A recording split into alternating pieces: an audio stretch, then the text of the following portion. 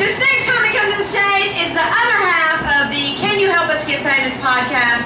She is amazing. You can see her all over town, and you can catch her texting with me as we complain about other people in the open mic. So please give love for the very funny, my friend Dani.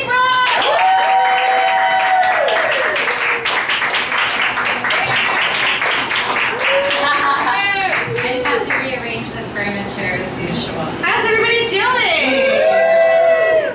Yeah, I'm doing pretty good too, guys. I am 9 months cigarette free.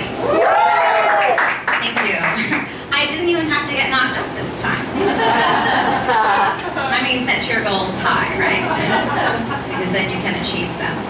My dad's a teacher. He taught me that. I'm super happy to be here tonight for the Planned Parenthood benefit, though. How about you guys? In college, Planned Parenthood was very important to my friends. I would say just about every other weekend we made a visit for the morning after pill. And you know, I just really thank them for not making me Aunt Dani too soon. Because I'm really great at it, but Planned Parenthood really got in the way of it, so that's great. You know, because, I mean, you should have a choice because being a mom today is really fucking hard. Okay? It used to be easy.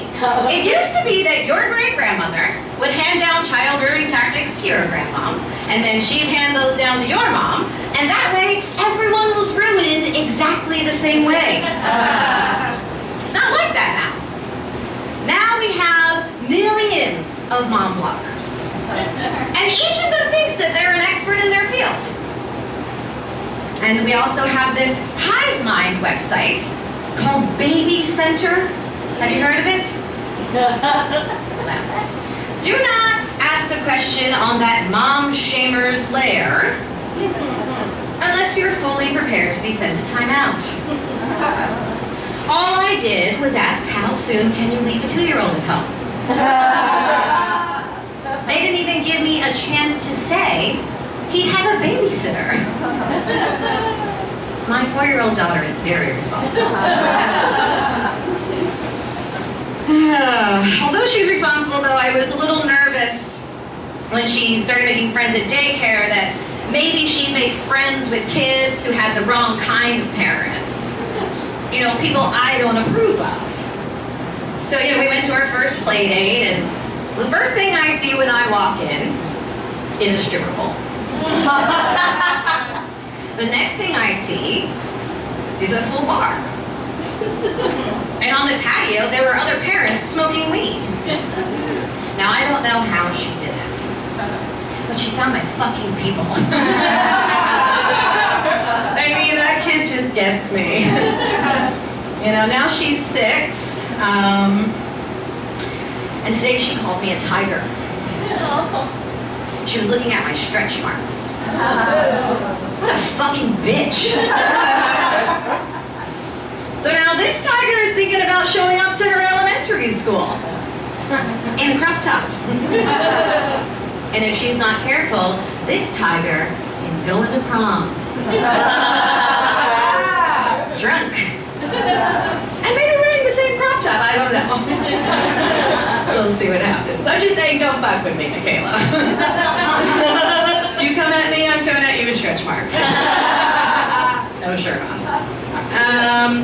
So she is 6 and she is really smart. She's in kindergarten, but she's already at a 3rd grade reading level. Yeah, we're really disappointed.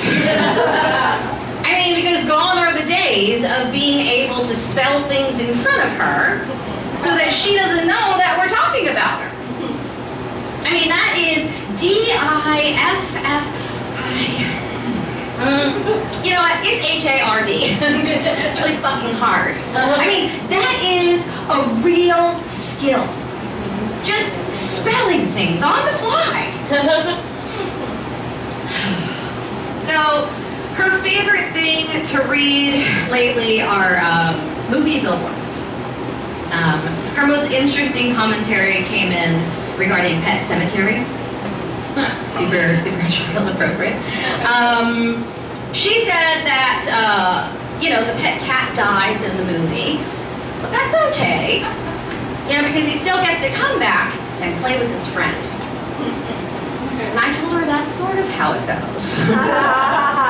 I told her, yes, the pet cat does die, but he comes back to try to kill his family. And then a kid in the family dies, and they also come back to murder everyone. To which she said, that sounds neat. I'm so fucked.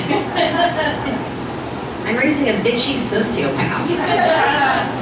It's like looking in a gorgeous mirror. I really couldn't be more proud of her, to be honest. My little angel. Let's see. Oh, you guys can hear about my mommy. I forgot to tell you about her earlier. So my mom, Sue, is super Catholic.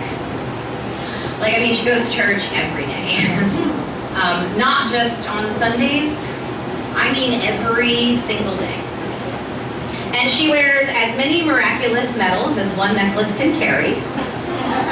And I'm pretty sure the only person who's crossed to bear that's heavier than hers is Jesus. And Melania Trump. But what I always wanted to know is, what did you do, Mom?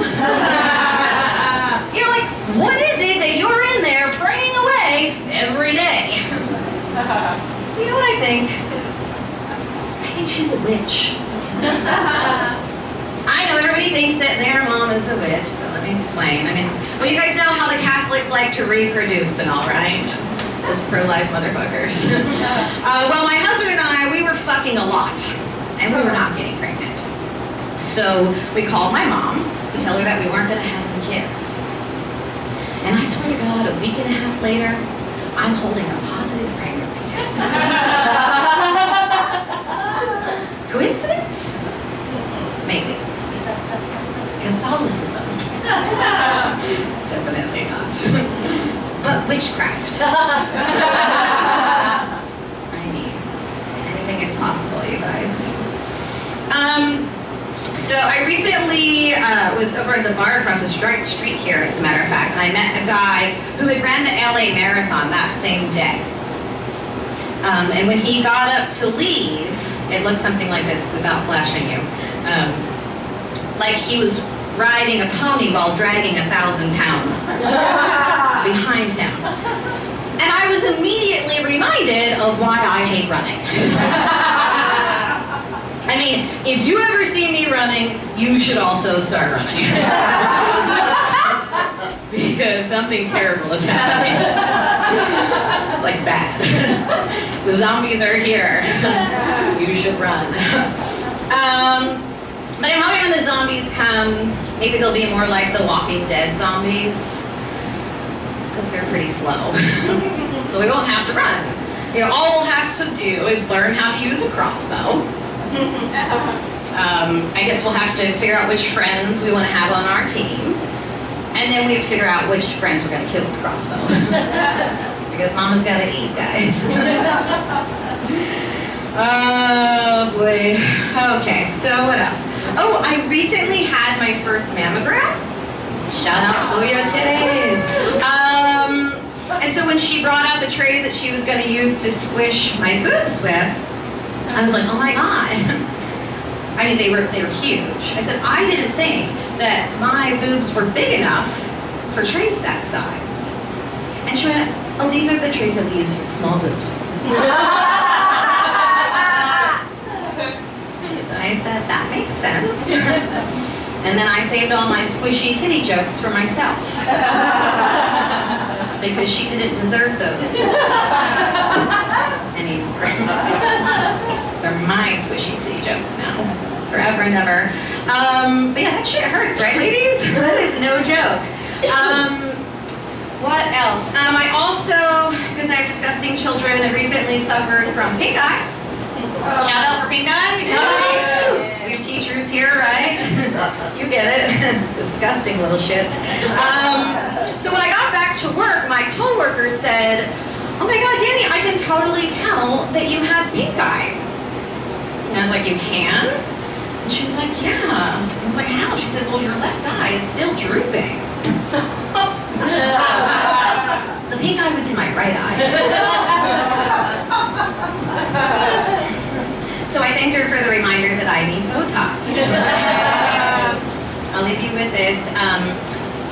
This is super important because it's about our vaginas. But did you know that your vocal cords look like your vagina? I mean, not your vagina. But mine look like my vagina. I know this because I recently suffered from what's called a vocal hemorrhage, which means your vocal cords are bleeding and they put you on vocal rest. And my favorite part was when I had to show people a picture of it. I mean, I guess I didn't have to show them. But it was my favorite part because every time you would see them looking and wondering, did Dani just show me her vagina? And I would text back to them, I know, right? It's my throat, but it looks like my vagina. And I could see the confusion. You know, because my husband also puts his dick in there.